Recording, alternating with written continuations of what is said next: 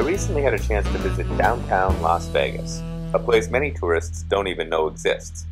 Although it's been somewhat neglected for years, the area is enjoying a well-deserved renaissance and is also a hub for some sustainable thinking. With new residential buildings slowly cropping up, bike lanes going in, and even a public gathering space made from old shipping containers, the improvements to downtown Las Vegas are impressive and gathering steam. My first stop to learn more about this positive momentum was Las Vegas's brand new LEED certified City Hall to talk to Tom Perigo, who's the Chief Sustainability Officer for the city.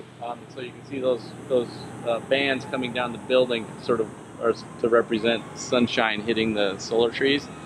And the solar trees were set up in such a way those panels also let some light through, because the architect wanted to have that sort of dappled effect. We have a bunch of bike racks now out front and all up and down First Street here, and actually all over downtown. We've been installing them.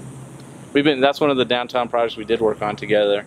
They went to all the businesses to find out who wanted a bike rack, where they wanted it, and then my office, we bought them, and I talked our operations guys into installing them. So cool. We put in like 50 bike racks. Have the businesses generally been receptive? They think that's a good idea? Yeah. Yeah, they want them. In fact, I get calls all the time now. Hey, we need a bike rack. We're putting in this new little, Subway shop or whatever, or, sub shop and that kind of thing. A fleet of electric cars is available for city employees as well, but I wanted to learn more about the culture of sustainability in Vegas and how it was growing. What's interesting, I think there's a perception of Las Vegas based on all of the promotion and media about the Strip. And that's important to us because it's a big part of our economy. And so we celebrate that part of our city, and what we offer to the world is a place to come and enjoy yourself and have a good time. But beneath the surface, the real story, I think, is really fascinating.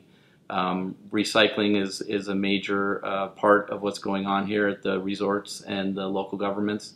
Renewable energy, energy conservation, water conservation.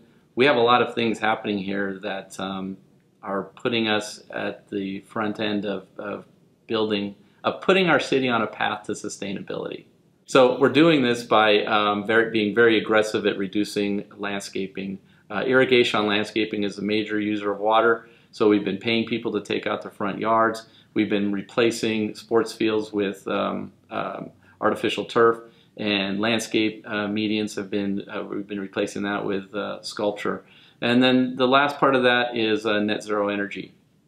We have, as a city, installed over 6 megawatts of solar power, reduced our energy consumption by 20%, replaced our city lights with LEDs. So we're doing a lot of things to drive towards that net zero energy. The Strip, it is fascinating because when you visit the Strip, you see the big fountains and you see floating pirate ships and all this. A lot of that is reclaimed water. In fact, the Strip uses about 3% of the total amount of water that's used in this community. And as an industry that drives 70% of the jobs, that's a pretty good deal. So we have, again, reduced our overall consumption by 40 billion gallons at a time we added 500,000 people to the population.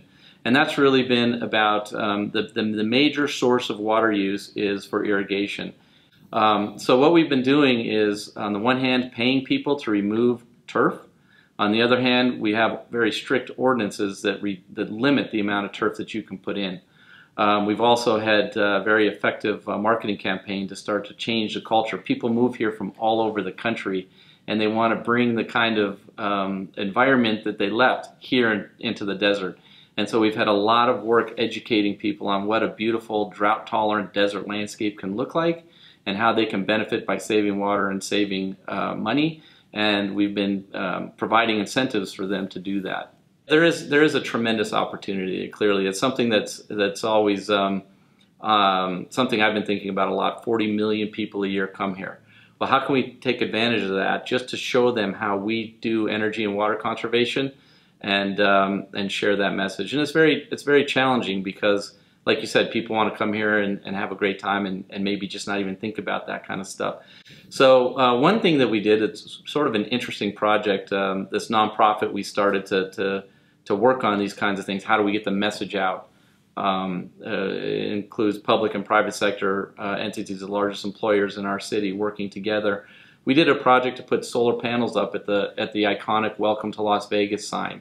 That was such a popular place for tourists to take pictures.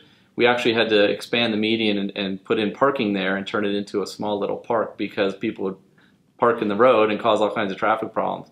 So we put up solar trees there to power that sign and put up some information there about the solar program in this community. So things like that are starting to happen.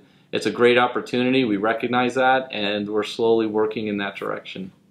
One of the prime catalysts behind downtown Vegas's rebirth is Zappos founder Tony Hsieh's Downtown Las Vegas project. It represents a $350 million investment in real estate projects, small businesses, and venture capital.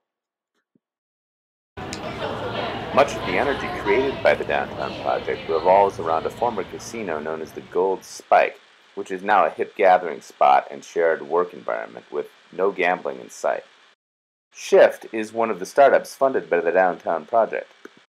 Yeah, so Shift, formerly known as Project 100, is trying to really change the way mobility happens in downtown Las Vegas. So when we set out sort of our predecessor who spun off of Downtown Project, wanted to change and revitalize downtown Las Vegas, we recognized that in order to do that, you have to change the way people move as well and how they interact with their city.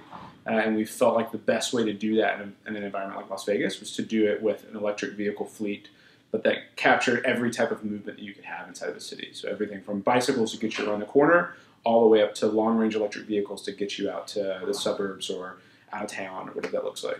Yeah, so I moved to Las Vegas about a year ago from Boston, very much sort of a classic, great American city, very walkable, very dense, very exciting. And in the year that I've been here, it's been really amazing to see the physical transformation. But beyond that, I think what's interesting about the time that I've spent here is you start to see a very different approach and mentality about people. So you're seeing a lot of people come into Las Vegas either from outside the outskirts of the city or even outside of the city, like completely outside of the city, and giving Vegas another chance. They're looking at it differently. They're paying attention to the fact that this could be a different kind of environment. This could be really exciting. I think we've hit sort of a tipping point in downtown where there are things to do and there are people that are willing to live what I would consider a much more livable and urban lifestyle. But at the same time, there are people that don't want to live with a car, that don't want to have all of these sort of possessions or trappings that you would find in maybe the Las Vegas of old or other parts of town or other cities. And without the ability to have a system like Shift, you still have to own your car, you still have to park it, you still have to drive a gasoline-powered engine and things like that, whereas we introduce the opportunity to do something a little bit different. And we all of a sudden make that urban, livable lifestyle that you could have in San Francisco or New York, you can have it here too. It just looks slightly different than what you would see in those cities. The city of Las Vegas is another huge partner that we couldn't go without. We were extremely interested in how that partnership evolves over time. The city has declared that they want to be one of the first cities to go net zero in the country. I think it's a very laudable goal. They have a long way to go, but I think they have the right team in place to do that. I think we play a big role in that and working with them. We're going to need their help, and they're going to need ours. But I think in the long run, Las Vegas isn't going to be this amazing, sustainable city without the city's leadership and without us, hopefully, in Downtown Project sort of working with them to do that.